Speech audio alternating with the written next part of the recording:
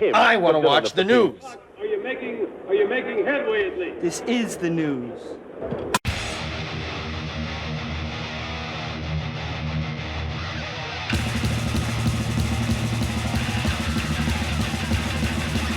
Hey, Bang Bang Pizza Skulls presents the only news that matters. Yeah, that's what this is, the only news that matters. And check out this news.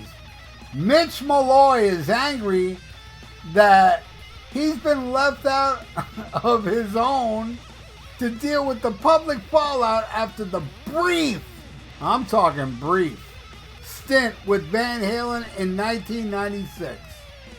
They demoed this terrible song called It's the Right Time. I listened to it.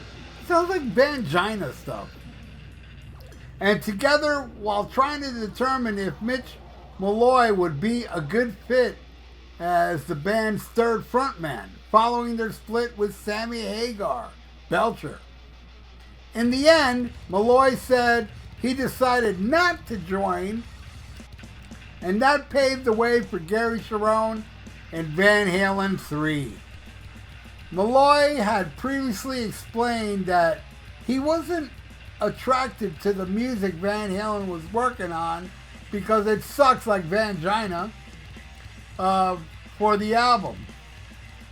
He's now rebuilt It's the Right Time, which contains contributions from other writers and parts created by Eddie Van Halen. And the seemingly cleaned up version of the track is accompanied by a series of photos on YouTube. One shows Malloy and Van Halen in the studio together with a caption explaining that Joe Walsh had just called to recommend a different singer. Van Halen reportedly told him, "Oh, thanks, Joe, but we got Mitch Malloy."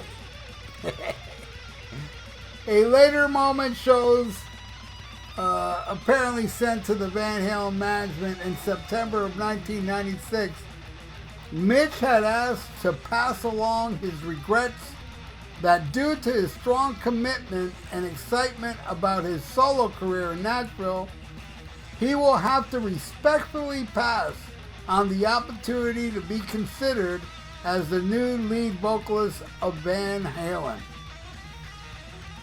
After spending time with Eddie and the guys, Mitch feels that they are a strong bond that he will carry with him throughout his life. Thanks again for the opportunity. Best of luck with the endeavor, and please pass along our best to the band. Mitch said, instead of being celebrated as Van Halen's first choice to replace Sam, I'm left with sticking up for myself. It's not right and it's not fair to me, and I'm pissed. Anyone else would not have handled it as well as I have. Ed told me the last time I saw him, I just wish in the end he'd told the press the truth, so I don't have to. I wish no one knew, to be honest. Man, what the hell's wrong with this guy? He's pissed that they don't mention him. Now he wishes no one knew. Well, nobody really does know. You know, I mean, you have to really be, somebody like me that has so much useless information. All right, this Mitch Malloy guy was in Van Halen for 2 seconds. Yes, I know that.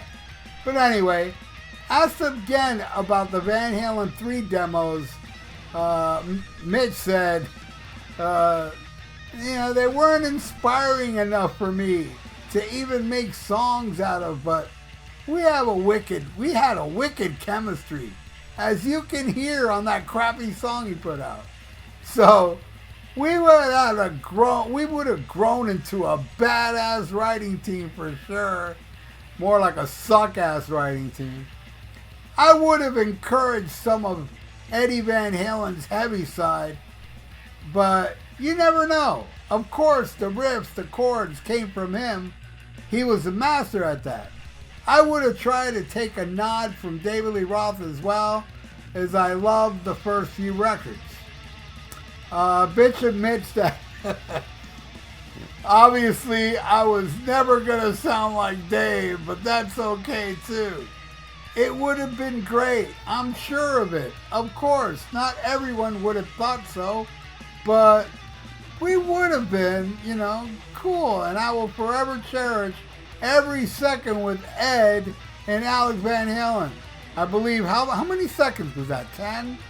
Maybe 20? All right. Yeah, this guy, man. Wow. He's pissed off, and then he says, I wish nobody knew. You're the one that keeps crying about it. You want people to know. Come on. And yes, I don't, look, Van Hagar 3, Halen 3 sucked. But, I know a lot of people feel like, oh, Sammy, you think Sammy's bad. What about Gary Sharon? Gary Sharon was better than Sammy, if you ask me. Number one, but he sucked like Sammy, too, because on Van Halen 3, really Vangina, he was sounding like Sammy Hagar. And I think they made him sound like Sammy Hagar, which makes him tied with Sammy. Because I think the songs on Van Halen 3 are just as bad as anything off those 3-4 Vangina albums with Sammy. I think they're just as bad.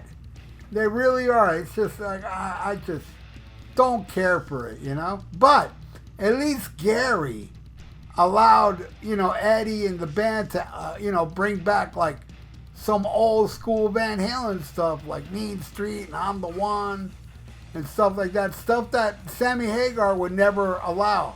Though Sammy Hagar runs around telling interviewers, yeah, Dave can't sing my stuff. You can't sing Dave's stuff. That's why you don't want to sing it. And believe me, the ones that I seen him sing, oh boy, yeah, Sammy's a better singer, my ass. He's fucking terrible. He's terrible. But here's the thing. A lot of people love Sammy Hagar's voice.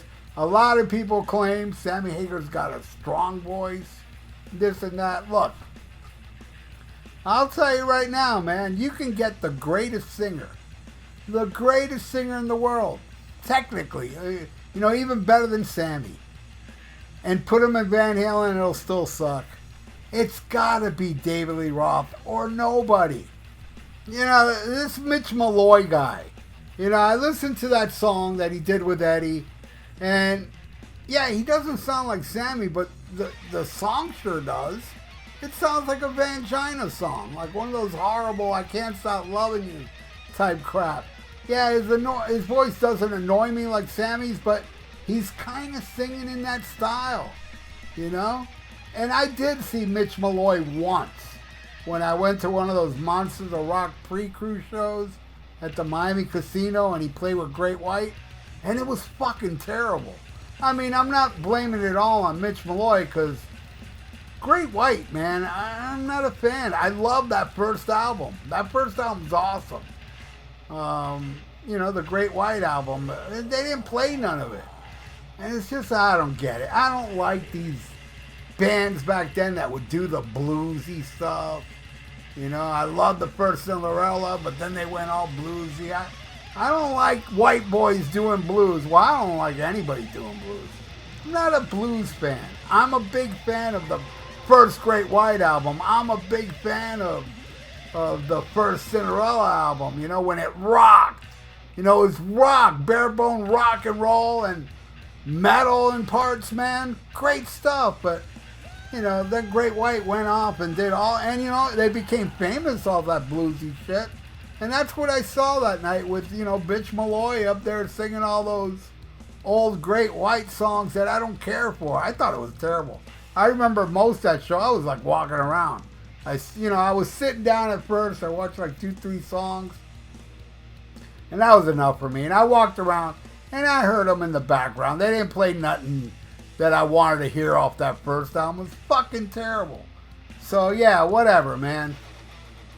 Only David Lee Roth can be in Van Halen. Or nobody. I mean, in my opinion. All you Vangina fans, I'm sure you can accept a different singer with Eddie Van Halen. No, I only want David Lee Roth. And also, David Lee Roth would piss Eddie Van Halen off so much that they ended up writing stuff like Hear About It Later and Mean Street, you know, and, you know, The Full Bug, House of Pain, Hot for Teacher, you know, that bad chemistry, but yet it ended up being fucking awesome stuff, man. But there you go.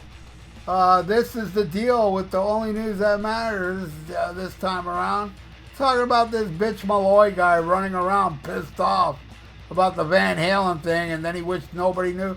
What a confused individual. Anyway, he sucks, and Sammy Hagar sucks, and David Lee Roth rules.